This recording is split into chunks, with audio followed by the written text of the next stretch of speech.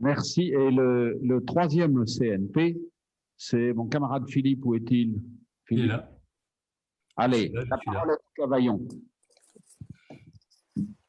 Oui, moi aussi, je peux faire un petit diaporama, catastrophe, parce qu'effectivement, je ne pensais pas avoir un diaporama à faire. Alors, tout a été dit, je partage tout ce qui a été dit, la visibilité auprès des collègues, les difficultés avec les tutelles, c'est ce que j'ai un petit peu évoqué tout à l'heure. Et la question, c'est comment expliquer pourquoi une vieille dame de 102 ans, la Sauvecote, s'est transformée comme ça, du jour au lendemain, en un CNP de chirurgie orthopédique, CNP Côte. Et on a eu vraiment beaucoup de mal à faire comprendre cela à nos collègues. Et moi, j'ai été élu président de la Sauvecote et je finis président du CNP. Alors, la Sauvecote, c'est quoi? C'est 3800 à 4000 chirurgiens orthopédistes en France. Je suis tout à fait d'accord. On a un énorme travail de recensement de nos exercices et de la démographie, et c'est le boulot du CNP, et on va s'y atteler. Il y a à peu près 6 orthopédistes pour 100 000 habitants. Je ne sais pas pourquoi ça a avancé. Pas beaucoup de femmes, un âge moyen de 50 ans. Euh, Beaucoup de privés, 2300 membres de la Sauvecote, donc 400 étrangers. Vous voyez que la Sauvecote est assez peu représentée auprès des chirurgiens orthopédistes, à part les jeunes, puisqu'il y a quand même beaucoup de jeunes membres. Alors, un CNP, c'est quoi? C'est ce que j'essaie d'expliquer aux gens. Alors, ce n'est pas une société savante, ce n'est pas un syndicat, c'est encore moins un organisme d'accréditation de DPC, mais finalement, c'est un petit peu tout ça à la fois, un CNP. Et le CNP doit faire le boulot de tout ça. Et bien sûr, il ne peut pas faire tout ça tout seul. Et finalement, quand le rôle d'un CNP, c'est ma vision du CNP, ou au moins de la Sauvecote, c'est fédérer, c'est-à-dire fédérer tous les praticiens de la spécialité, les informer. Il faut les informer de toute la réglementation, essayer de leur traduire en français, ce qui n'est pas forcément évident. Il faut les accompagner dans le parcours de DPC, qui est un parcours du combattant. Ce n'est pas le parcours professionnel, c'est le parcours du combattant. On va essayer de les accompagner dans la recertification. On les représente auprès des tutelles. Il faut organiser la profession. Et puis, on a aussi une activité de formation. Et vous voyez là, ce petit diaporama qu'on a fait à côté, et tout ce que ça comporte. Et pour que tout ça, ça fonctionne à peu près bien, il faut de la parité. Il faut une parité publique-privée parce qu'on n'a pas la même vision de la chirurgie, de notre activité. Quand on est chirurgien libéral d'une petite ville, d'une petite clinique à Cavaillon, et dans un grand CHU parisien. Et ça, c'est vraiment très important. Et mon obsession depuis 2 ans, c'est quand on prend une décision, c'est est-ce que cette décision ne va pas nuire à quelqu'un dans notre spécialité? Et ça, c'est vraiment très, très, très important. Et pour ça, il faut qu'il y ait une parité et une alternance publique-privée. Ça, c'est la base, je crois, de fonctionnement d'un CNP. Et puis, il faut une collaboration très étroite entre le CNP et la société savante, et c'est ce que nous avons essayé de faire, et je crois qu'on l'a réussi. Et bien sûr, un CNP ne peut pas fonctionner s'il n'a pas de financement. Nous, on a eu beaucoup de chance, puisque du fait de cette fusion CNP-Sauvecote, le CNP a été financé en grande partie par la société savante. Et du coup, vous voyez, donc la Sauvecote, qui était la société mère de la chirurgie orthopédique et traumatologique, s'est transformée en CNP Côte. Et puis, nous avions un organisme scientifique qui était l'Académie. Henri Coudin en a été le président. L'Académie, qui était le pilier scientifique de la Sauvecote, qui organisait le congrès. L'Académie va se transformer en Sauvecote. Et donc, les deux noms vont rester, le CNP qui va avoir l'organisation professionnelle de la profession et la Sauvecote qui aura toujours en charge le volet scientifique. Alors, c'est une grosse machine, le CNP Côte, puisqu'il y a 14 sociétés qui sont membres du CNP, donc c'est beaucoup, plus les membres fondateurs que sont le collège, le syndicat Orthorisque. Nous avons intégré des jeunes, le collège des jeunes orthopédistes qui est membre du bureau du CNP, et il est même membre du directoire, c'est-à-dire de la plus haute strate du CNP. Nous avons intégré les jeunes.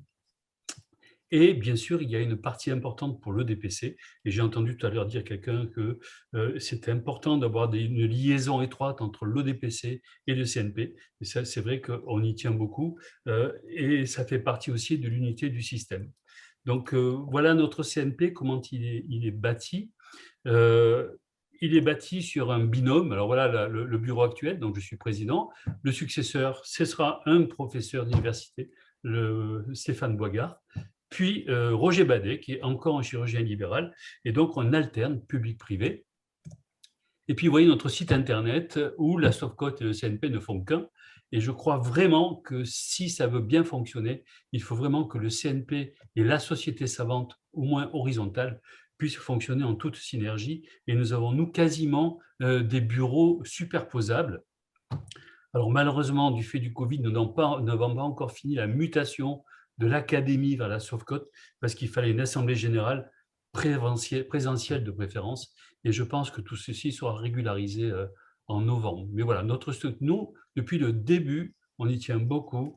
C'est le CNP et la Sofcote qui marchent la main dans la main. Toutes les décisions sont prises ensemble et bien sûr avec les sociétés de spécialité, puisque vous avez vu qu'il y en a beaucoup chez nous. Il y a la hanche, le genou, le rachis, le pied, la main, la tumeur et d'autres. Et donc tout ça doit fonctionner de façon la plus homogène possible. Mais j'insiste, le plus important, c'est de s'adapter, de respecter tous les modes d'exercice. Voilà, il est tard. Et je vous remercie de votre attention. Merci. Merci Philippe.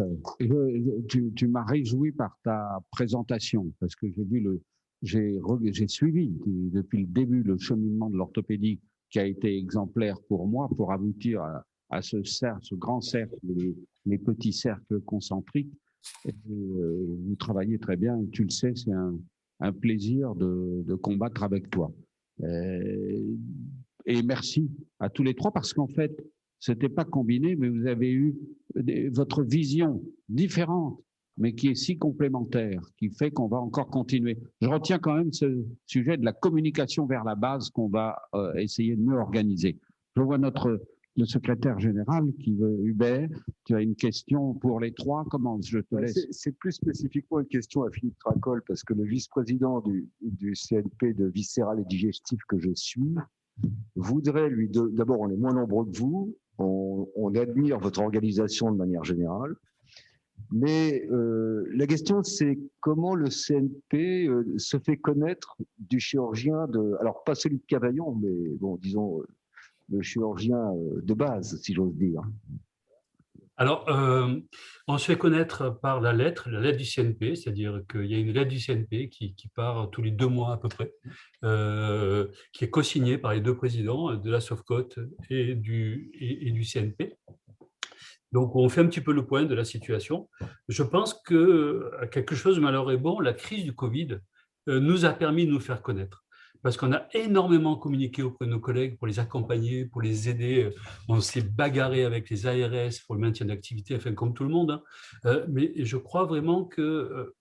alors, l'orthopédiste moyen, il ne fait pas la différence entre Sofcote, CNP. Et je voudrais dire, peu importe. Peu importe. Ce qui est important, c'est qu'il sache qu'il y a une structure. C'est pour ça qu'on maintient cette espèce de flou CNP, Sofcote, et parfois on dit même de CNP, Sofcote. Voilà, parce qu'au moins c'est encore plus clair. Et je crois que c'est comme ça qu'il faut que ça fonctionne. Alors, il faut que les sociétés partenaires l'acceptent, bien sûr. C'est pas parce que la Sofcote est la société horizontale, elle a l'hégémonie. L'hégémonie, c'est le CNP. Et c'est le CNP qui est en haut de la pyramide, et c'est lui qui travaille avec toutes les sociétés partenaires, bien entendu. Si on a un problème sur l'arthroscopie, on va basculer sur l'arthroscopie, sur le rachis, etc. Mais voilà, le plus important, c'est la lettre du CNP. Au congrès de novembre, on va faire une session CNP, questions-réponses. On espère qu'on aura des auditeurs. On va organiser des déjeuners-débats pendant la pause de midi où on va discuter avec les adhérents, etc., pour justement essayer de faire des pédagogies sur le CNP. Mais le plus important, c'est la lettre du CNP. Voilà, on a un rédacteur en chef. Et tous les 2 mois, ça part. Je n'ai pas encore. Ça, c'est une remarquable idée parce qu'on en discutait récemment en bureau et on a dit qu'il fallait faire une lettre FSM et une lettre des CNP. Ça, c'est très bien. Vous avez d'autres questions pour nos trois collègues qui ont... Monsieur le Président, une question pour eux. Non, je n'ai pas de question parce qu'il est très tard, mais j'ai un grand merci, un très grand merci. D'abord à Olivier parce qu'il a très bien organisé cette séance qui était très instructive à l'instigation d'Hubert Joannet, notre secrétaire. Et ensuite, un grand merci à vous tous qui avez fait des interventions très complémentaires, très diverses, très riches, très intéressantes. En fait, la conclusion, c'est, premièrement, les CNP existent, ils sont nés, ils vivent. Et la seconde, il faut maintenant qu'ils se développent et qu'ils vivent pour de bon, avec toutes les contraintes de la vie sur Terre, les avances et les reculs. Bonne soirée. Merci. Et bon courage. Bravo.